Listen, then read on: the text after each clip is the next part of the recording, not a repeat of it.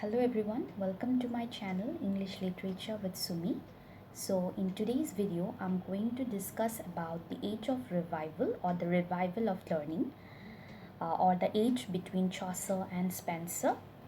So in this video I am going to discuss firstly about the historical background, then the major poets and the major prose writers of the period, and I will also be discussing about the historical background that lead to the age of revival and also the development of the literary forms during this period. So if you are new to my channel, don't forget to press the subscribe button and hit the bell icon. I'll be posting about everything related to English literature, and if you have not watched my previous videos, I'll be giving the link in the description box. You can go through the link and check my videos. So without wasting any more time, let's get started. So, the age of revival is also known as the revival of learning or the age between Chaucer and Spencer. It ranges from 1400 to 1550. So, let us first see what were the historical background to the age of revival. So, the century following the death of Chaucer, that is 1400 to 1550, is the most volcanic period of English history as the land is swept by vast changes. These changes were not only political but also social, economic and religious. Then, two important rebellions were taking place at that time. First is the Gates Rebellion, which took place in 1450, and the next is the War of Roses. First, let us see in details about the Gates Rebellion. It was an uprising against the policies of Henry VI, who was ruling at that time, which was led by one Jack Cade, who was an Irishman living in Kent. The rebellion was a manifestation of the disorderly state of England at that time. This rebellion led to the outbreak or breakdown of royal authority that gradually led to the Wars of the Roses. Now let us see the Wars of the Roses, which took place from 1455 to 85. So these were a name given to a series of civil wars that took place between two royal families, which claims rival claims to the throne.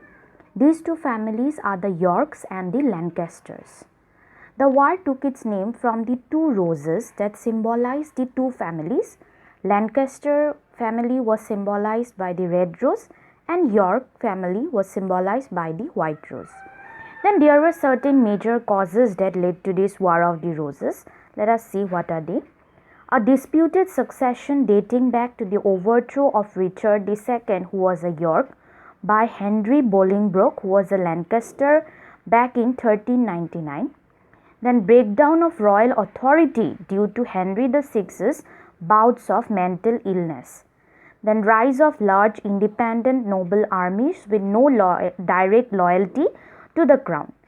Ultimately, the war ended with Richard III, a usurper at that time, losing the throne to the Tudor king Henry VII, who was a distant relative of Lancaster's side. So in this way, the War of the Roses came to an end. So as I am speaking about the political names like Richard III, Henry VI, so let me just tell you about the political changes that took place during that period.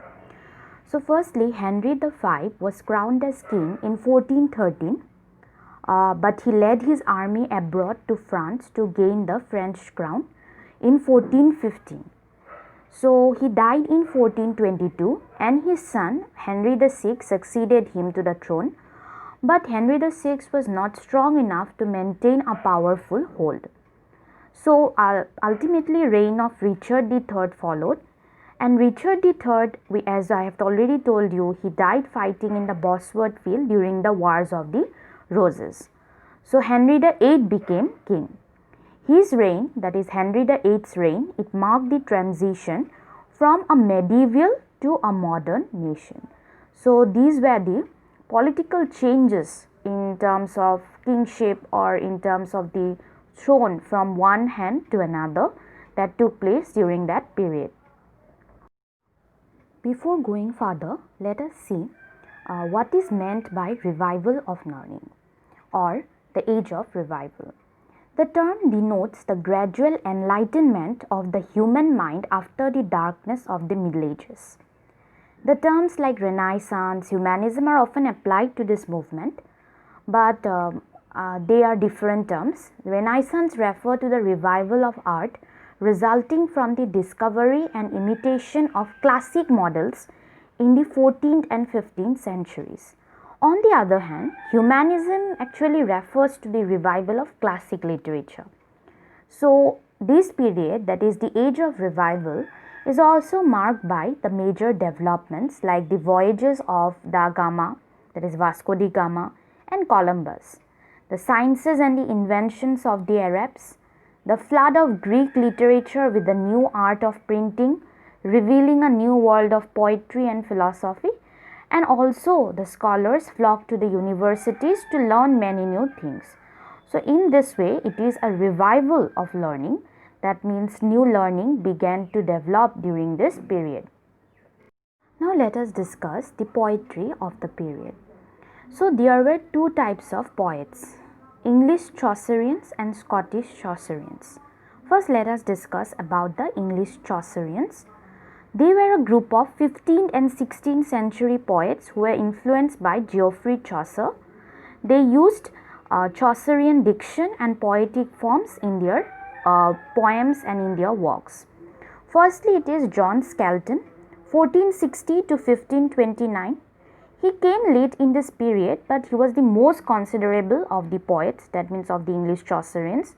His works include Garland of Laurel, Why Come Ye Not to Court, The Turning of Eleanor Remage, A Dirge on Edward IV, and The Bowage of Court and Magnificence, etc. He also served as tutor to Henry VIII for 5 years, and his reputation of short 2-beat lines with accents came to be known as Skeltonic meter, and it also became famous during this period. Then we have John Lydgate. He was a Benedictine monk and he was also a friend of Chaucer, upon whom he modelled most of his poetry. His works include The Falls of Princes, The Temple Glass, The Story of Thebes, London Lyckpenny, The Serpent of Division, and The Troy Book, etc. But Lydgate, he has no year for meter and prolixity, and he lacked the humour of Chaucer, and pedantic allegory lie heavy on him. That means though he is a friend of Chaucer, he could not adopt Chaucerian humour in his work, and he has a very poor knowledge of humour that we can see in his works. Then we have Thomas Wycliffe. There is little biographical information about Wycliffe. His principal works include The Regiment of Princes, La Male Regale, that is the Male Regiment, The Complaint of Our Lady, and Letter of Cupid, etc. Now, Wycliffe's style of poetry shows rapid degeneration. His meter is also loose and uninspired, for which reason the interest of the reader soon disappears. That means, like Lydgate, his poetry is also not that famous with the readers. Then another writer belonging to the English Chaucerians group is Stephen Hawes, 1474 to 1530. He was a poet and courtier who served King Henry VII of England, and Hawes is specially known for his sharp memory. His major works include The Pastime of Pleasure, The Example of Virtue, The Conversion of Swearers, A Joyful Meditation, etc. His allegorical methods are of the crudest kind, and like Chaucer, he employed rhyme royal and decasyllabic couplets in his works. Then we have Alexander Berkeley, 1475 to 1552. He was also a poet as well as a priest, a rare combination. Most of his writings are translations, but his writing style allowed him to keep the spirit of the original work.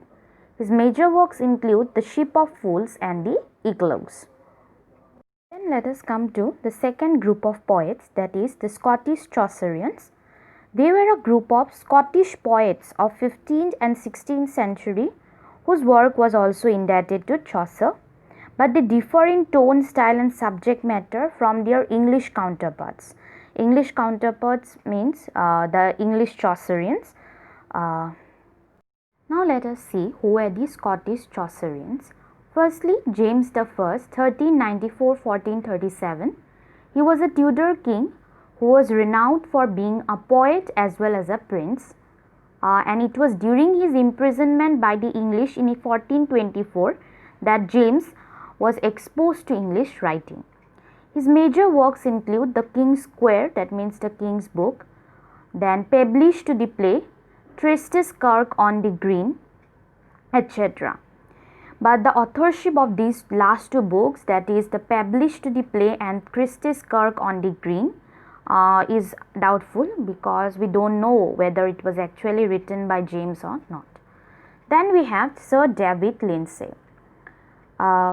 He was a Scottish poet as well as a courtier, and little is known about his biographical history. His major works include The Dream, The Testament of Squire Meldrum, The Testament and the Complaint of Pepingo, etc. And Lindsay, he represents the ruder type of the Scottish Chaucerians. That means in his works we could find that he is very rough in his style in writing.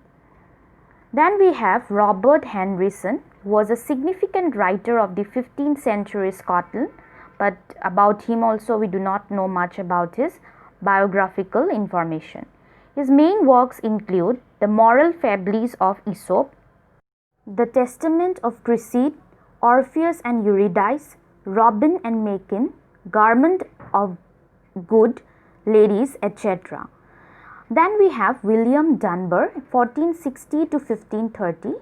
He is often referred to as the Chaucer of Scotland. That's a compliment.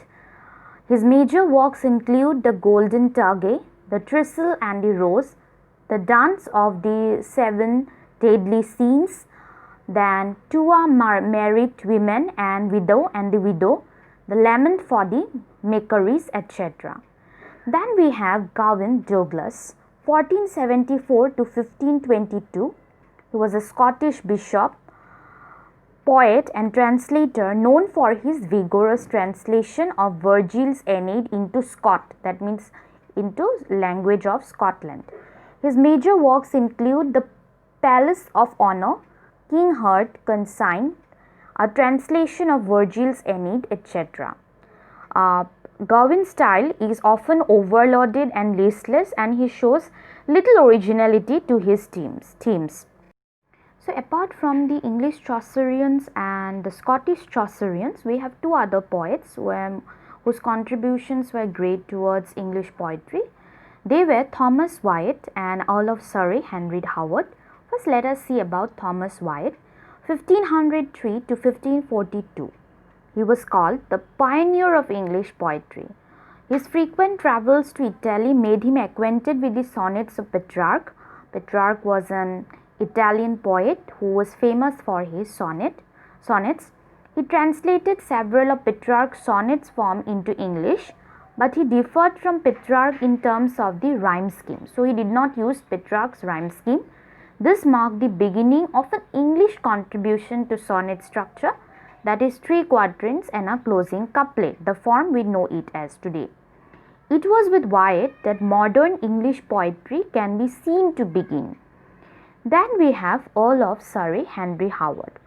Now what Surrey did was he improved on the versification of Wyatt's sonnets.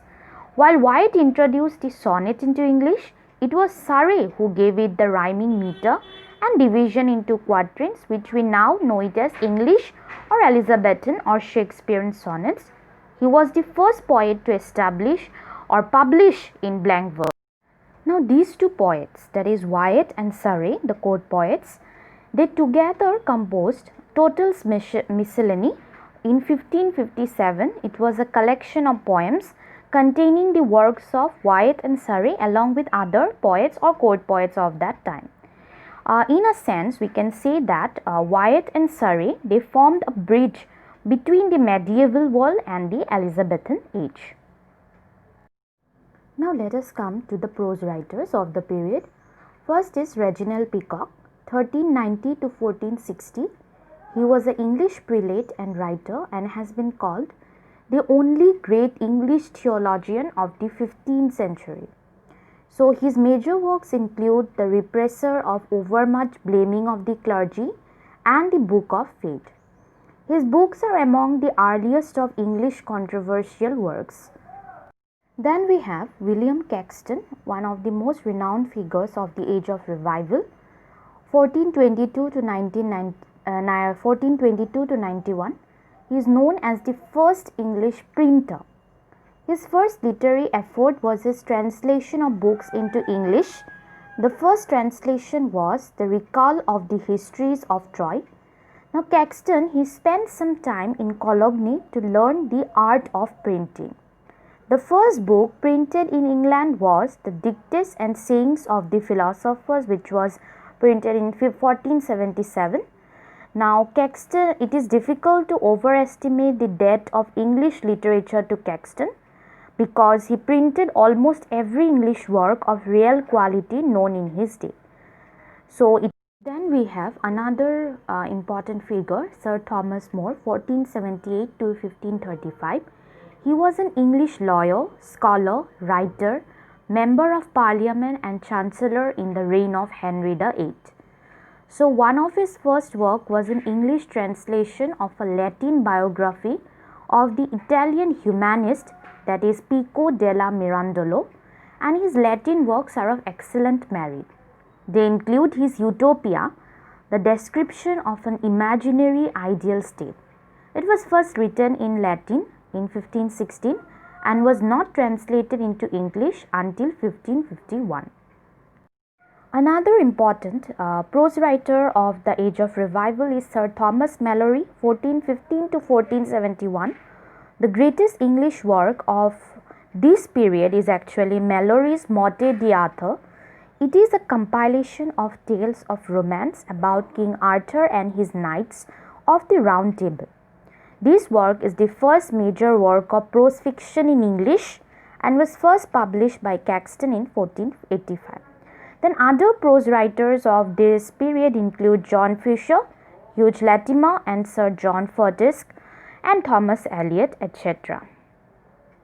So after knowing about the poetry and prose writers and their works, let us see in what way the development of literary forms took place during this period. First, let us see about poetry. So appearance of the eclogue or pastoral in the works of some of the writers, as I have mentioned about Berkeley. Then there was the importance of allegory also present, but the importance grew into a mechanical and soulless device, that is the importance of allegory, as the poets lacked sufficient poetical fire to give it life. So allegory was not that famous during this period.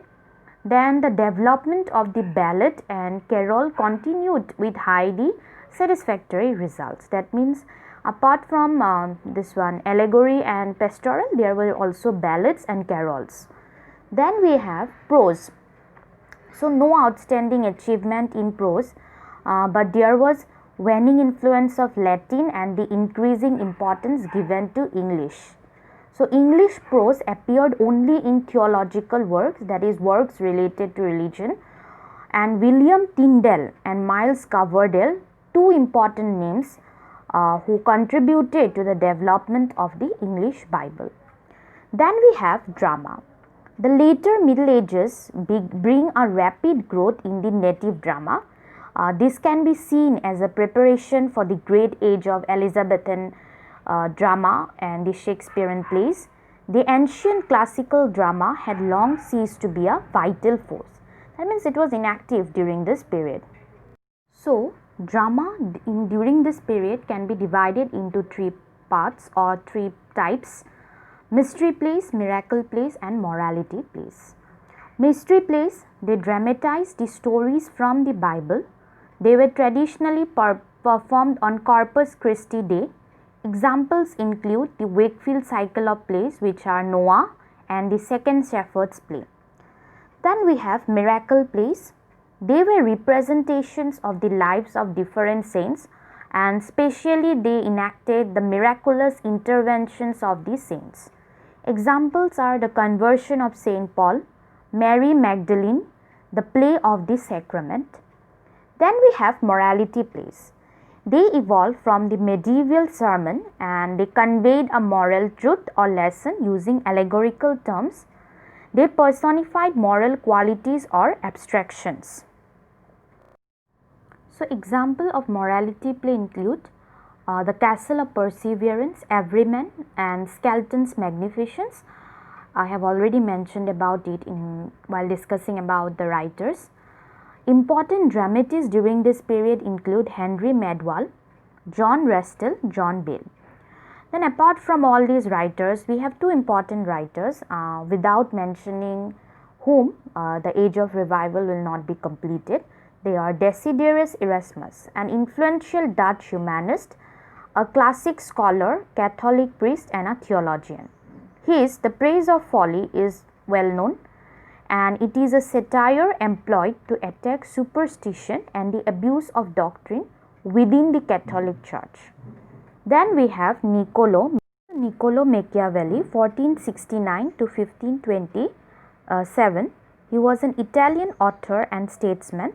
His important work is The Prince. It is set against the backdrop of Italian Renaissance, and it was written about 1514, but it was not published until 1532. This work is a detailed analysis of how to acquire and maintain political power. So that's all for today. Hope you liked the video, and if you liked it, don't forget to hit the like button and also to subscribe and press the bell icon to get the latest notifications. Thank you.